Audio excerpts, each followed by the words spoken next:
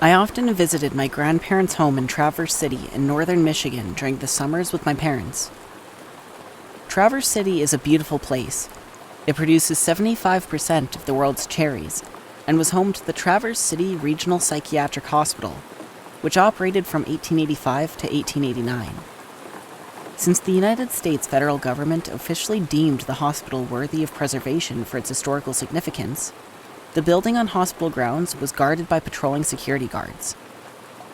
The psychiatric hospital was massive, including 70 or 80 buildings of various sizes.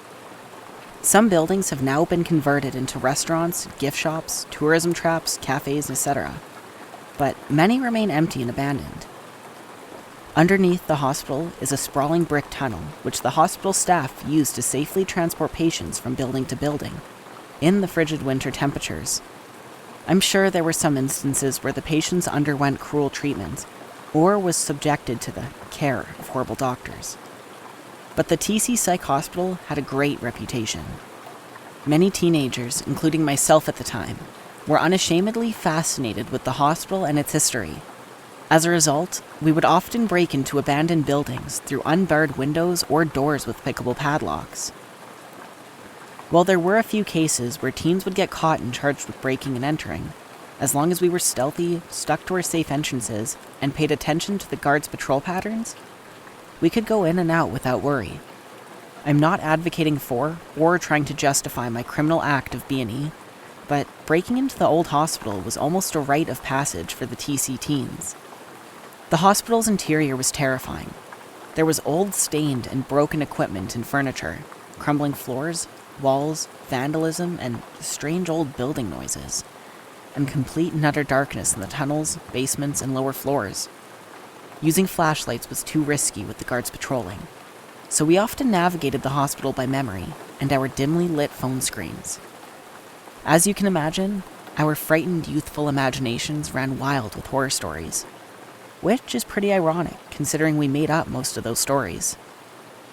I'm sorry to disappoint, but I never encountered anything supernatural in all of my trips to the abandoned TC Psych Hospital. Unfortunately, during my last trip inside, I encountered something all too human that terrified me to the point I swore off ever returning. The story takes place around 10 p.m. The moonlight was dim, and most patrol guards left for the day. Clad in black, my friend Jason and I entered through the same window we always used, and followed our regular paths to one of the tall, jutting spires to sit by the window that overlooked the entire city. There was only one thing different about this venture from our others: a new, faint, and unexplainable smoky odor. Not smoky like fire, but something more akin to incense.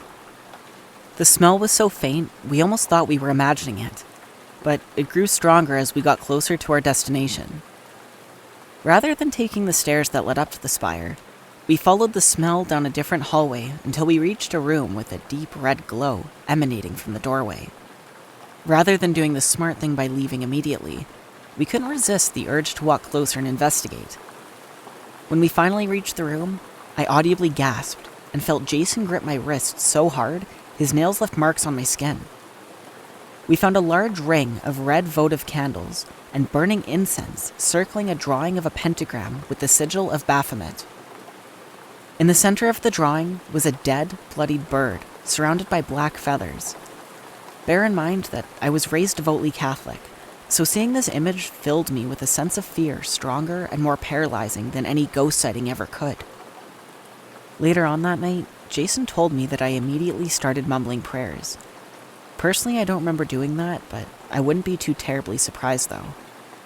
While the duration felt infinite, I'm not too sure how long we stared at the occult scene before hearing a man's low and ominous voice behind us saying, "Welcome, friends." I promise you, there was absolutely nothing friendly about the way the guy greeted us. Jason and I screamed bloody murder, whipped around, and saw two nicely dressed but frazzled-looking adult men smiling at us. The man in front of me held something in his hand, and while I can't say for sure what it was, I remember thinking it was a knife at the time, which it wouldn't be too crazy of a guess considering they recently sacrificed a bird. Jason and I sprinted past the two, and I felt someone's finger grab the back of my shirt. Thankfully, the occultist's hands didn't have a solid hold on me, because I ducked and managed to escape his grip. The men shouted for us to stop running. Obviously, we didn't. We heard the footsteps chasing after us for a little while, but thankfully Jason and I had broken into the hospital so many times that running through the unlit rooms, hallways, and tunnels was no challenge. When we finally reached and vaulted through our escape window, the occultists were nowhere to be seen or heard. We kept running through the hospital grounds until we reached Jason's car with no concern for the patrol guards. We would have rather been caught by guards than the occultists. I puked twice in the parking lot. Whether the cause was fear, sprinting nonstop for a mile and a half, or a combination of both. Jason and I never returned to the hospital during that summer or any of the following summers. While we aren't close now that we're adults, I know this horrifying experience will keep us cemented into each other's memories until the day we die.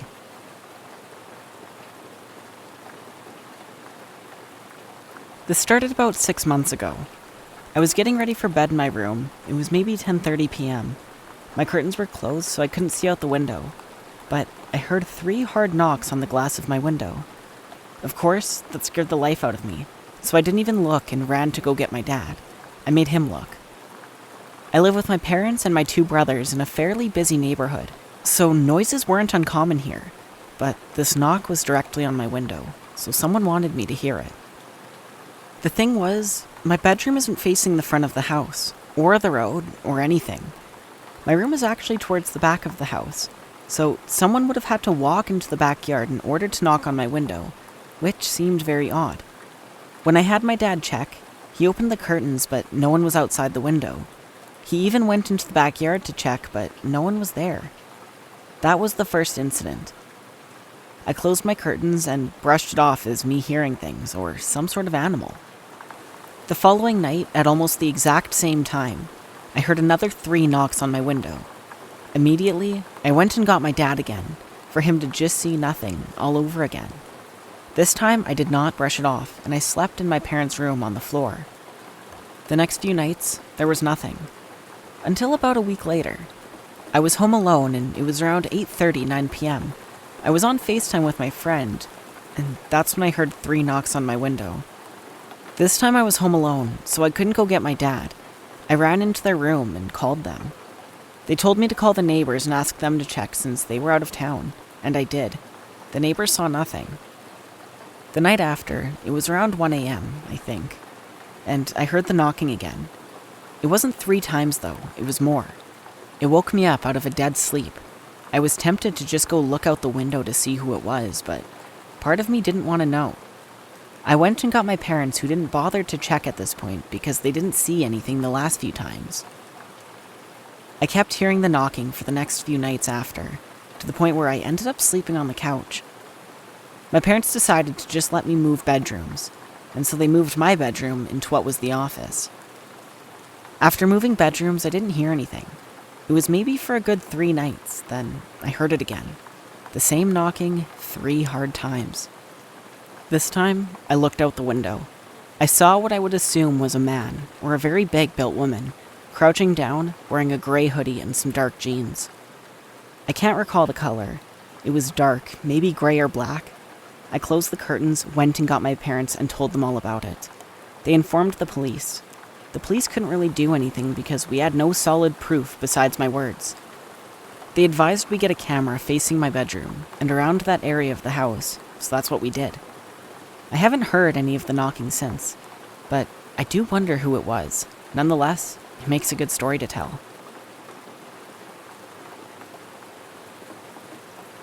This happened about a decade ago when I was 19. At the time, I rented an apartment in a West Side neighborhood of Chicago with my sister.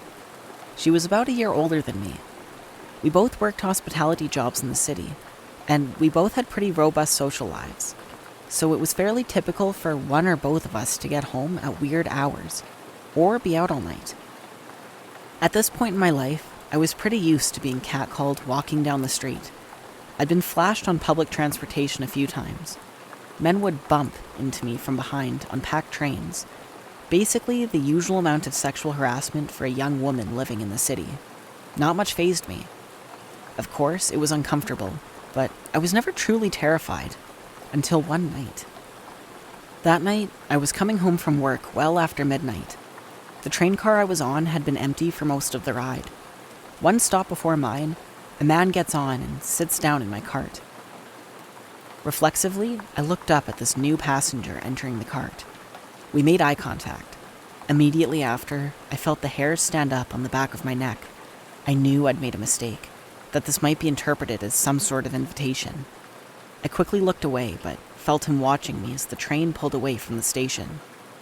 Since my stop was only one stop away, I decided to wait until the last second to stand up and exit the car, just in case he tried to follow me. Well, he did. He hung back about 30 feet at first, but I felt the gap between us closing and his footsteps getting louder. Then I hear him trying to catch my attention, saying, "Hey." He catches up to me and starts speaking to me like any other man trying to chat me up would. I still couldn't shake the feeling of genuine fear I had since first locking eyes with him in the train car. He asks me where I'm headed. I told him I was going home. He asked if there was anyone waiting up for me this late. I told him my boyfriend was. In reality, I knew my sister was working a night shift, and I was going home to an empty apartment. Then he pulled his shirt to the side, exposing a gun in his waistband. In a joking tone, he said he'd fight my boyfriend for me. I laughed along, but just kept walking. The street we were walking down is a pretty busy street. Even that late at night, I knew I couldn't let him follow me to my apartment. So when I came to cross the street, where I should have turned, I just kept going straight. Eventually, I had to walk far enough that I passed the stop where he had originally gotten on the train. He walked alongside me for a while, then dropped back to follow me for a while, and eventually stopped.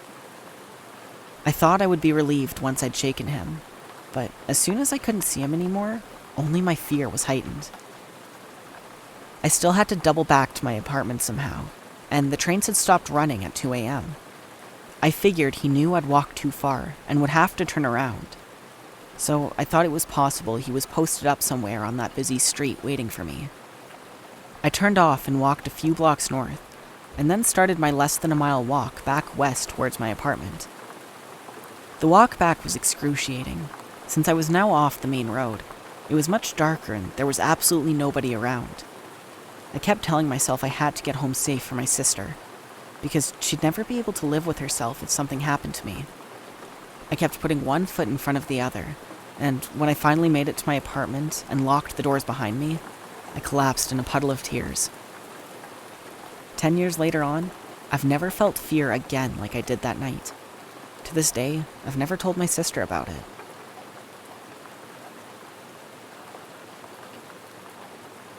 This happened about 8 years ago, and I still think about it on occasion and wonder what happened. The summer between my freshman and sophomore year of high school, there was this boy I liked. Being teenagers, we would sneak out in the middle of the night to this park that was really close to our houses. One night at about 2 a.m, we were sitting on a picnic table at one end of the park. Like we normally would, we did this for months, and it was like any other night. This park is surrounded 3/4 of the way by canyons, and the park has a playground, soccer field, and baseball field. We were just hanging out, and we saw 2 people. A man probably in his 30s, a little heavy-set, wearing a red baseball cap and a white t-shirt. And there was a woman who was a bit younger than him. The boy I was with and I watched the 2 of them walk across the baseball field and into the canyon. We didn't think anything of it, and they were just going to have relations in the canyon. Maybe around 5 minutes later, we started to hear screaming. I was not going crazy because it startled the boy I was with too. It was nothing like I'd ever heard. The screaming was ear-piercing and absolutely horrifying. After about 20 seconds, everything fell silent. We didn't hear anything, but a little while later, maybe a few minutes, the man came walking back out of the creek, but without the girl. He started walking towards where we were sitting, and then we just dipped. We got the hell out of there. We grabbed all of our stuff and ran home. I don't know if he saw us, but we were not sticking around to find out. It was quite dark, so it wouldn't surprise me if he didn't notice anyone there, until he saw 2 teenagers taking off through the park. For the next 2 to 3 months, I looked all over the internet, and would go and look around the canyon for anything to explain what happened. I never found anything online or in the canyon, and I still have no idea what happened that night. This is probably one of the scariest and creepiest things that has ever happened to me. I would also like to say, I was about 14 or 15 when this happened, and was a selfish teenager preoccupied with himself. So no, I didn't call the police. I should have. I think back on it and beat myself up for not saying anything, but at the time, I was only concerned about getting in trouble for sneaking out with this boy. If this happened today, I would for sure call the police.